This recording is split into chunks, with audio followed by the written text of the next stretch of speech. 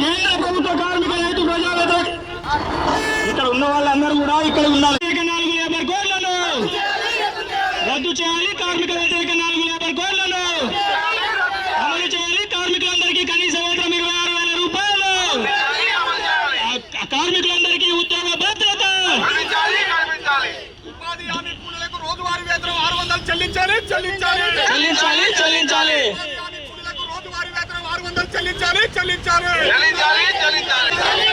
BJP की हटाओ, BJP की हटाओ, बीजेपी की हटाओ. కాపాడుకుందాం కార్మిక చట్టాలను, రక్షించుకుందాం కార్మిక హక్కులను.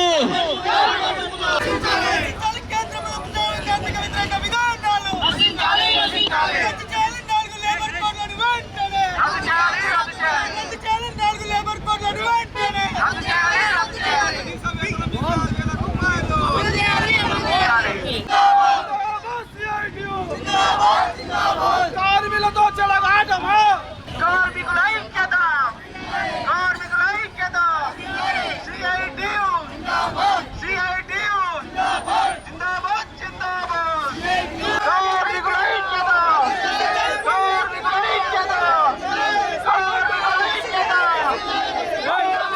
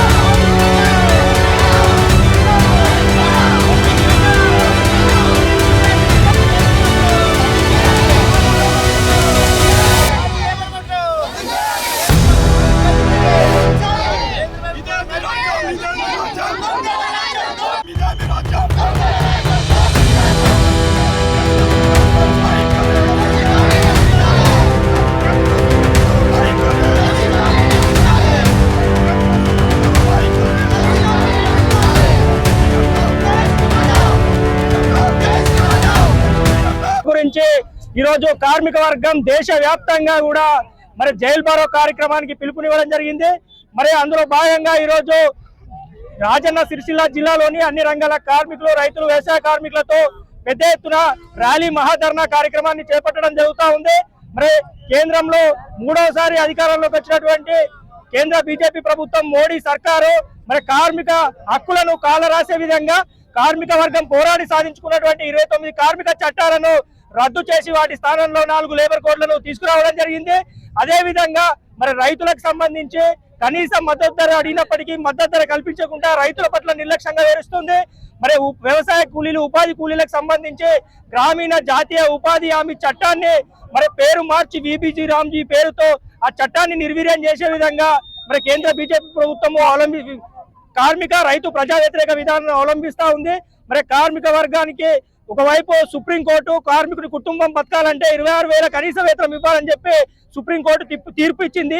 అదేమో చట్టం చేయకుండా మరి కార్మికులు ప్రాణత్యాగాలు సైతం చేసి సాధించుకున్న కార్మిక చట్టాలని సంఘం పెట్టుకునే హక్కు కావచ్చు, సమ్మె చేసే హక్కు కావచ్చు, మరి పని గంటలు, కనీస వేతనం అడిగే హక్కు, ఎలాంటి హక్కులు లేకుండా కార్పొరేట్లకు, పెట్టుబడిదారులకు, ప్రభుత్వాలకు ప్రయోజనం చేకూరే విధంగా కేంద్ర బీజేపీ నరేంద్ర మోడీ సర్కార్ వ్యవహరిస్తా ఉంది. ఈ సందర్భంగా డిమాండ్ చేస్తా ఉన్నాము.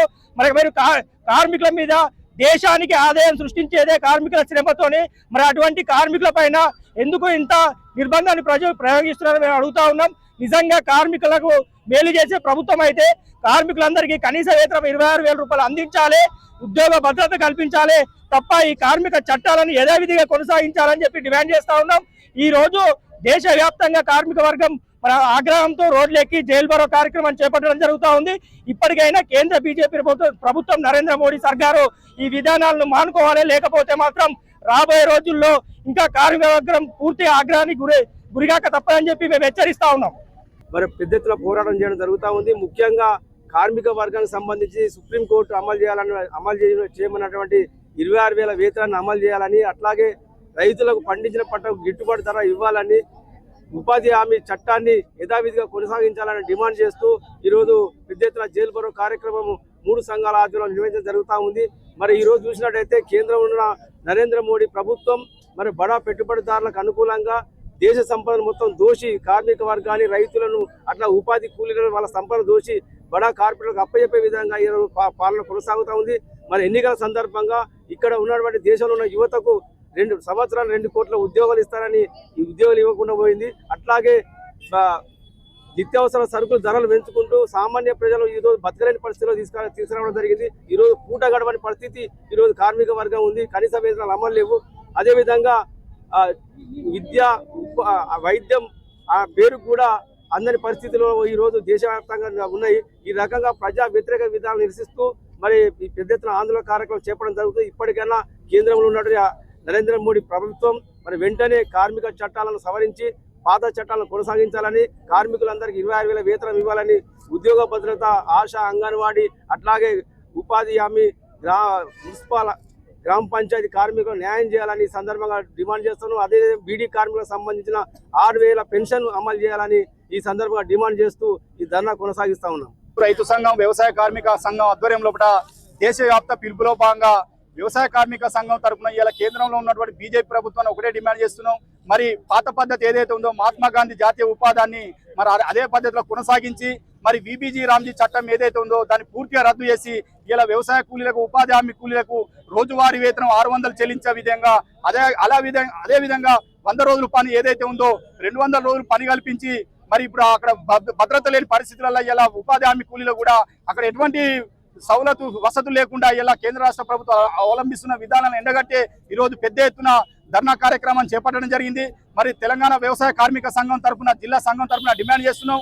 ఉపాధి హామీ కూలీలకు రోజువారీ వేతనం 600 చెల్లించాలి, 200 రోజులు పని కల్పించాలి. ఎందుకంటే ఇలా పెరిగిన ధరలు చూసుకుంటే ఇలా గ్రామీణ ప్రాంత ప్రజలకు మరి బతికే పరిస్థితి లేదు. మరి పోరాడి సాధించుకున్నటువంటి వామపక్షాల పోరాటాల ఫలితంగా 2005లో మరి మహాత్మా గాంధీ జాతీయ ఉపాధి హామీ పథకం ఏదైతే ఉందో దాన్ని పోరాడి సాధించుకుంటే ఇలా కేంద్రంలో ఉన్న మోడీ ప్రభుత్వం పెద్దలకు మేలు కలిగే విధంగా మరి బడా భూస్వాములకు, పెద్ద రైతులకు ఊడిగం చేసే విధంగా ఈ పనిని కొలాబ్ చేసే పరిస్థితి ఏదైతే ఉందో దాన్ని బేషరతుగా విరమించి 200 రోజులు పని కల్పించాలి, రోజువారీ 600 రూపాయలు చెల్లించాలని చెప్పి ఈ రోజు పెద్ద ఎత్తున 3 సంఘాల ఆధ్వర్యం లోపల డిమాండ్ చేయడం జరుగుతుంది.